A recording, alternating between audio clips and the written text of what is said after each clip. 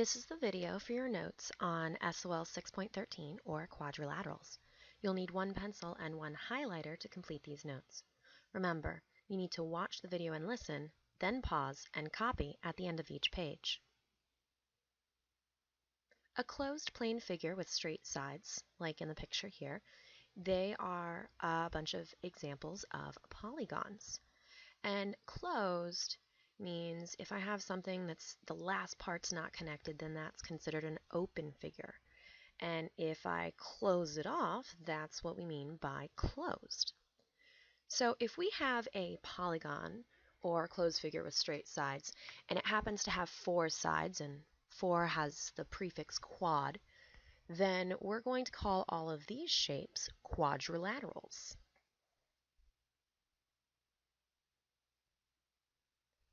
Now, a quadrilateral whose opposite sides are parallel and congruent, and the opposite angles are also congruent.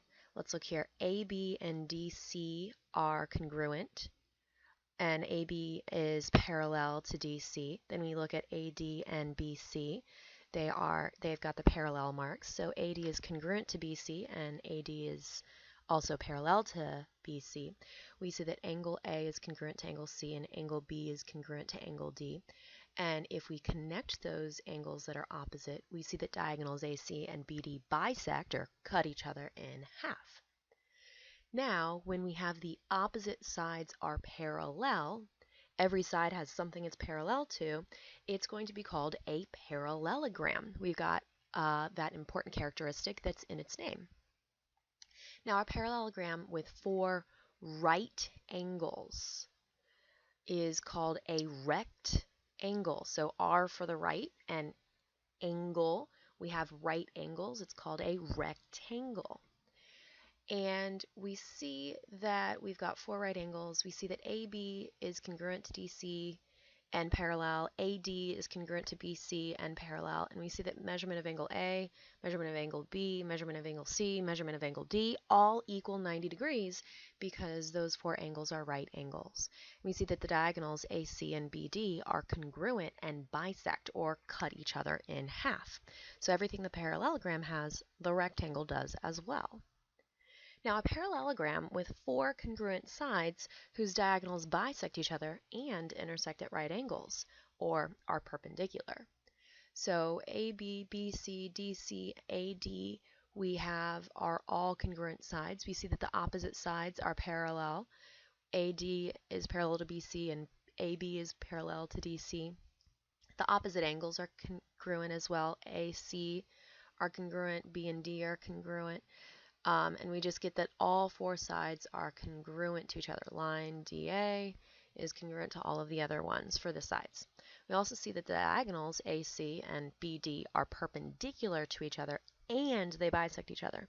So these are called perpendicular bisectors. Now, this is an example of a rhombus.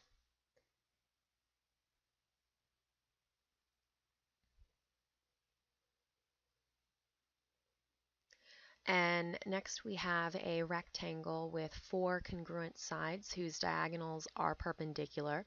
It is also a rhombus with 4 right angles, or so you could say a rectangle with 4 congruent sides or a rhombus with 4 right angles.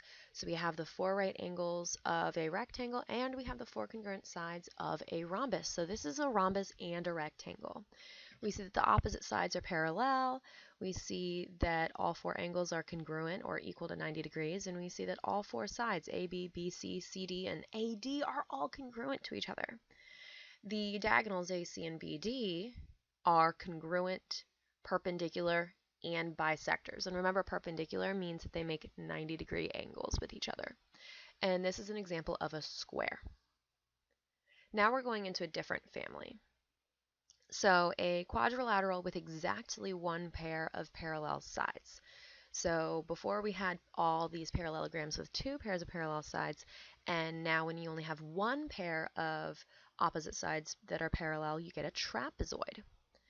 Now a trapezoid with congruent non-parallel sides, or legs, is called something special. So if I have AB and DC are parallel, and then we see that AD and BC are congruent, we also get the angle A and angle B are congruent, and we also get the angle D and angle C are congruent. And the diagonals are a little bit weird. They intersect and they create two separate pairs of congruent segments, but notice how they don't cut each other in half, so they don't actually bisect each other. And this is an isosceles trapezoid.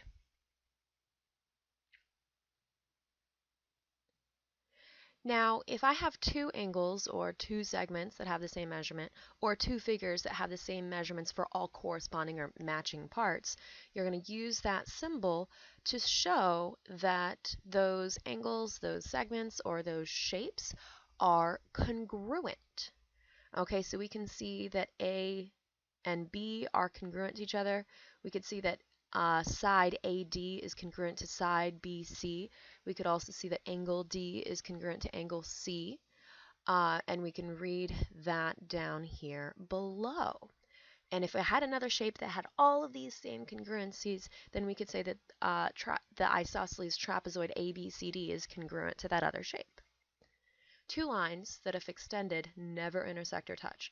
So AB is parallel to line DC because the distance between those lines stays the same no matter what, which means they're never going to intersect. So we say this by saying that line AB is parallel to line DC. An angle that has a measurement of 90 degrees. So angle AEC has a measurement of 90 degrees. So whenever I have an angle that measures 90 degrees, we call this angle a right angle. If I have two lines that intersect to create a right angle, like line AE and line DC, I use this symbol to say that line AE is perpendicular to line DC. So lines can be perpendicular when the angle they make is a right angle. Two angles that are on the opposite sides of a quadrilateral. So ones that are not next to each other. A and C are opposite of each other, and B and D are opposite of each other. And this is an example when we say opposite angles. This is what we mean.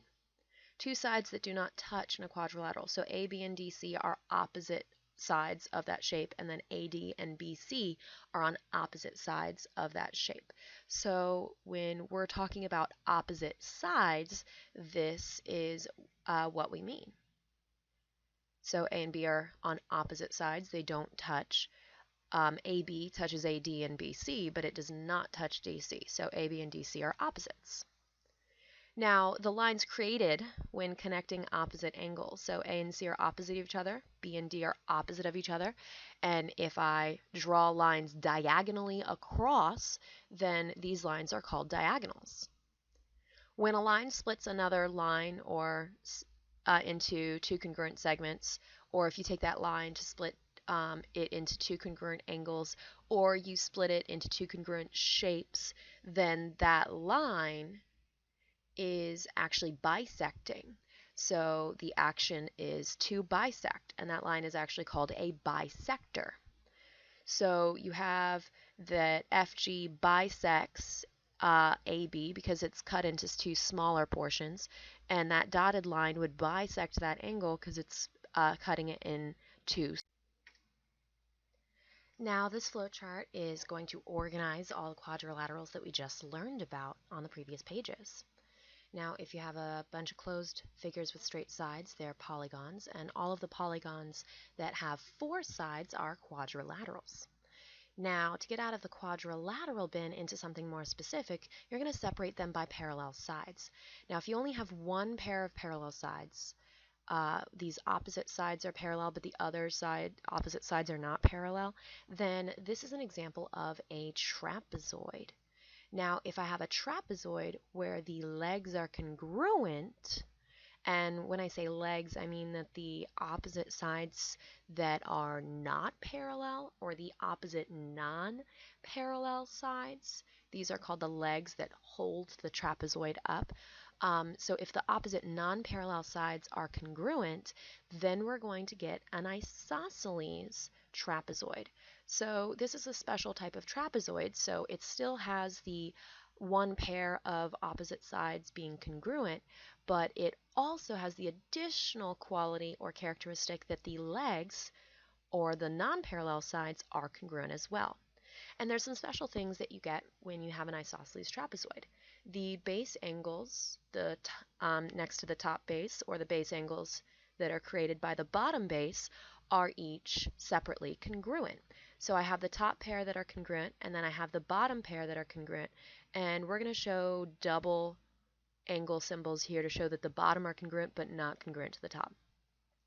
Now, if I had a quadrilateral that's separated by parallel sides, and we have exactly two pairs of parallel sides, that's everything. Two pairs means four. I have all four sides that are congruent to something else. So there's a lot of parallel stuff going on here. We're going to put it in the name, and it's called a parallelogram. Now, we have that these opposite sides are congruent and parallel. So in a parallelogram, we get that the opposite sides are congruent, and we're going to show that on the picture by showing marks, and that's the congruent symbol. Double marks show that those two are congruent, and single marks show that those opposite sides are congruent. And we also see that the opposite angles, that's a little symbol for angle, opposite angles are congruent as well. So we have that this angle is congruent to this angle, and then these opposite angles are congruent to each other as well. Okay, so if we have a parallelogram that has four right angles, R and angle, rectangle, we're going to have a rectangle. So if I have four right angles and the opposite sides are parallel, like a parallelogram, we're going to have a rectangle. And for a rectangle, the opposite sides are still congruent, like a parallelogram. And opposite angles are congruent as well, but all four angles are actually congruent. So a parallelogram that has four congruent sides, we're going to mark it on the picture like this, is called a rhombus. So a rhombus has the opposite sides are congruent, but not just that the opposite sides are congruent, they're all four congruent. But we do still have that the opposite angles are congruent, like the parallelogram. So these acute angles are congruent, and then these two obtuse opposite angles are congruent. Now, if it has four right angles and four congruent sides, we're going to mark the four congruent sides here, then it's called a square.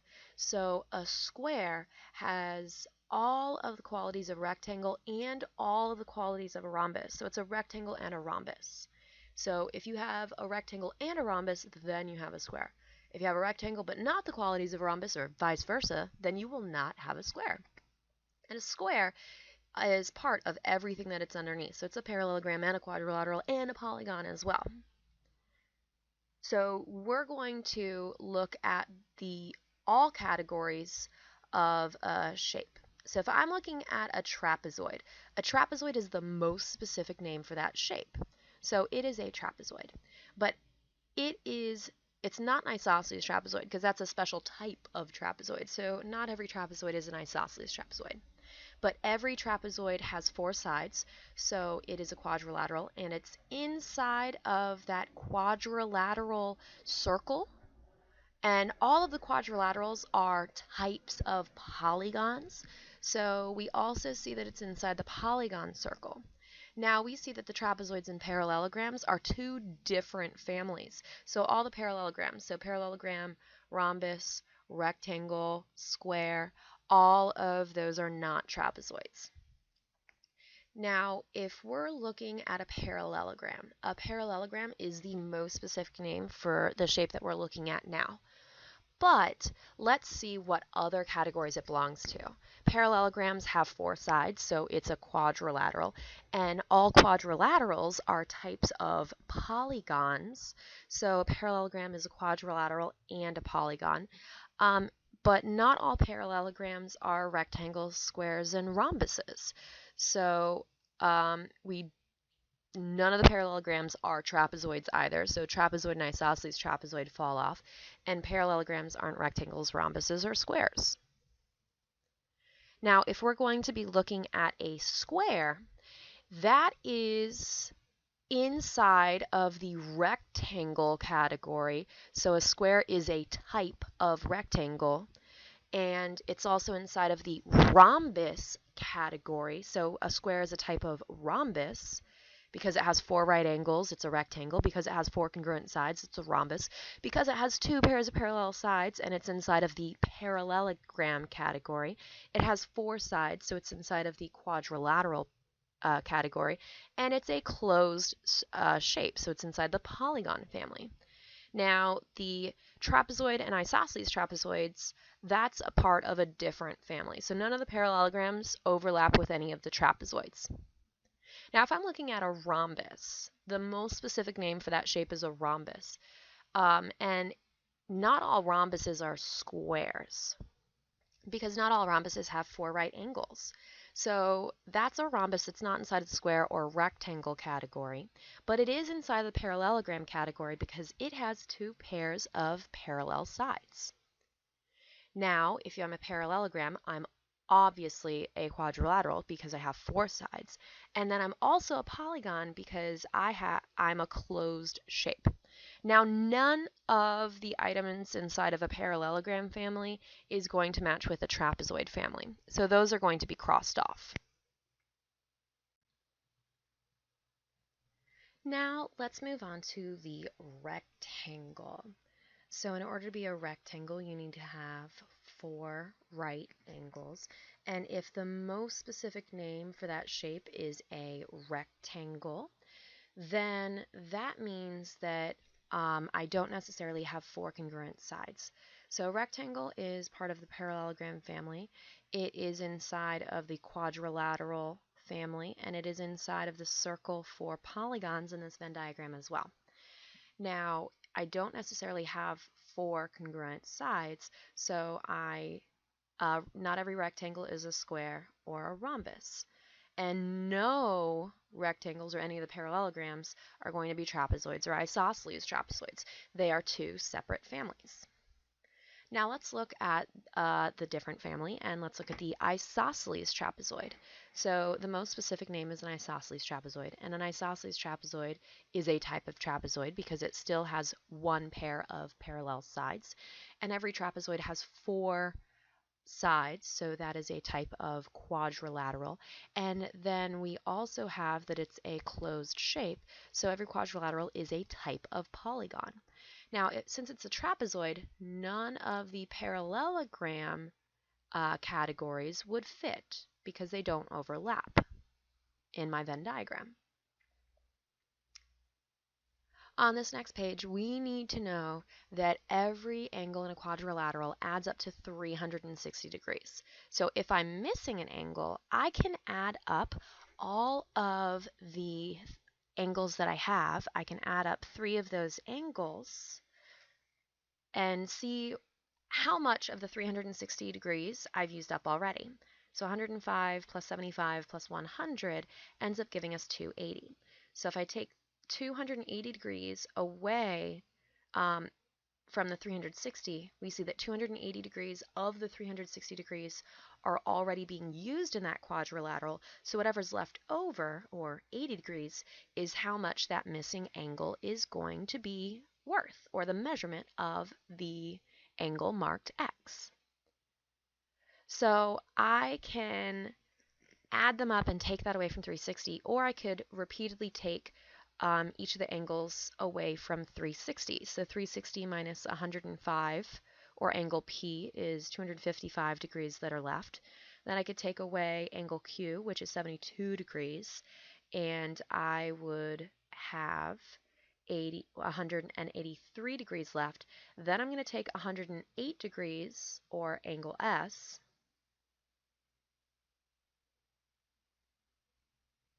and I see that I have 75 degrees left. So using up those 3 angles worth from this 360 degrees, I have 75 degrees left, which means angle X in problem number 2 measures 75 degrees. For number 3, I have 150 plus 50 plus 70.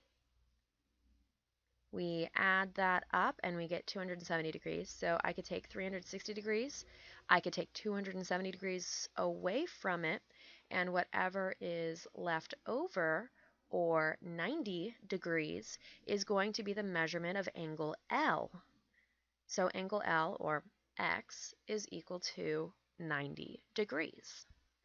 Now in this parallelogram ADCB, I kind of see that the opposite angles are congruent. So I add them all up, and I think that angle A should be 120 degrees. But when I take the sum away from 360, I see that I'm correct.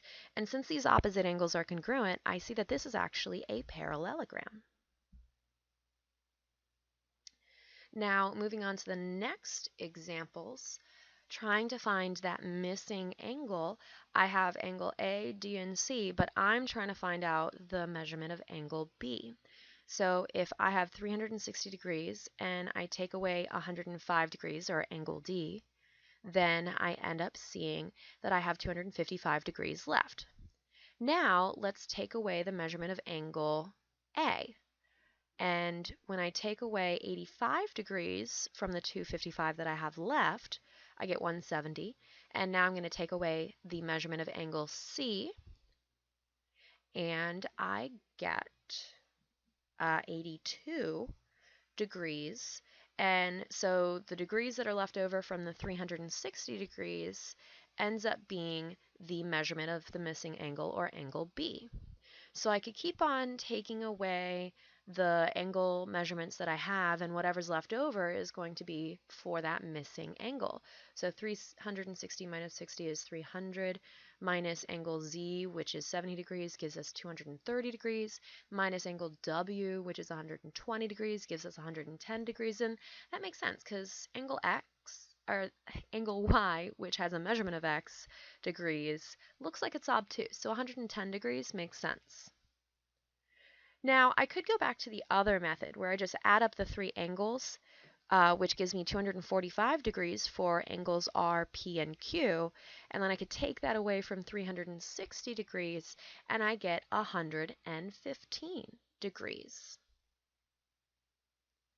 Now, for question number 8, we have that angle H, G, and F give me a measurement of 150, 65, and 105. I add that up to make 320 degrees, and if I take 320 from 360, I get 40 degrees.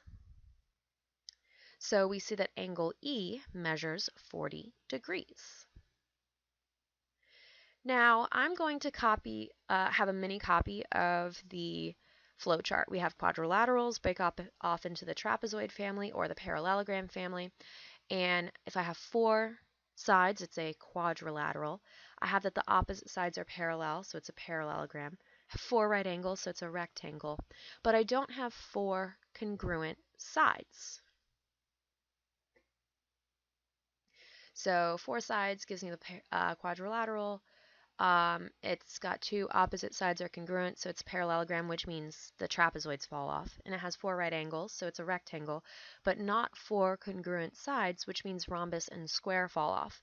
So it's quadrilateral, parallelogram, and rectangle, but the most specific, or the furthest I got down that flowchart, is a rectangle, so that is the most specific name. So if it asks for all categories, quadrilateral, parallelogram, and rectangle, but if it's the most specific, it's just rectangle. Now 4 sides gives me a quadrilateral. 1 pair of parallel sides gives me a trapezoid, which means all the parallelograms are not possibilities. And if I look at the opposite sides that are not parallel, I can measure these and see that they're not congruent. And this is just a trapezoid because the non-parallel sides, or the legs, are not congruent. And we can measure that to kind of see that that's about 39 centimeters, and the other leg is closer to 37 centimeters. So if we have 39 centimeters on one side and 37 centimeters on the other side, we see that these legs are not congruent. Okay, so if the legs are not congruent, that's what makes it a trapezoid and not the special isosceles trapezoid that we talked about. So this one has 4 sides, which makes it a quadrilateral, and opposite sides are parallel, so it's a parallelogram, and all the trapezoids fall off or get cut off. Now it doesn't have 4 right angles, so it's not a rectangle, and it doesn't have 4 congruent sides, so it's not a rhombus, and it's not a rectangle and a rhombus, so it's not a square. And the most specific name for this shape is a parallelogram, but it's also a quadrilateral, and every quadrilateral is also a parallelogram. Is also a polygon. Now for number 12, we have 4 sides, so it's a quadrilateral, and we have 0 pairs of parallel sides, so all of these fall off. So the most specific name that we have for this shape is a quadrilateral. Some people might call this a kite. Okay, but the most specific name we have for it this year is a quadrilateral. All right, and for this next group of shapes, we have for number 13, we have 4 sides. We have that the opposite sides are parallel, so we have a parallelogram, which means all the trapezoids cannot be a name for this shape. And we do not have 4 right angles, so it's not a rectangle. And we do have 4 congruent sides, so it's a rhombus. And because we don't have both the rectangle and the rhombus, it can't be a square. So the most specific name for this shape is a rhombus, but it's also a parallelogram, a quadrilateral, and every quadrilateral is also a polygon. For number 14, we have 4 sides, so it's a quadrilateral. We have opposite sides are parallel, so it is a parallelogram. And since it's a parallelogram, we do not have any of the trapezoids. It has 4 right angles, so it's a rectangle, and 4 congruent sides, so it's a rhombus. And because it's a rectangle and a rhombus, then this is also called a square. And that's the furthest down the flowchart I get, so that is the most specific name. So this square is a rectangle, a rhombus, a parallelogram, a quadrilateral, and a polygon, but most specifically a square. Now, for number 15, we have 4 sides, so it's quadrilateral, and opposite sides are parallel, so we have a parallelogram, which means all the trapezoids fall off. We do not have 4 right angles, so it's not a rectangle or square.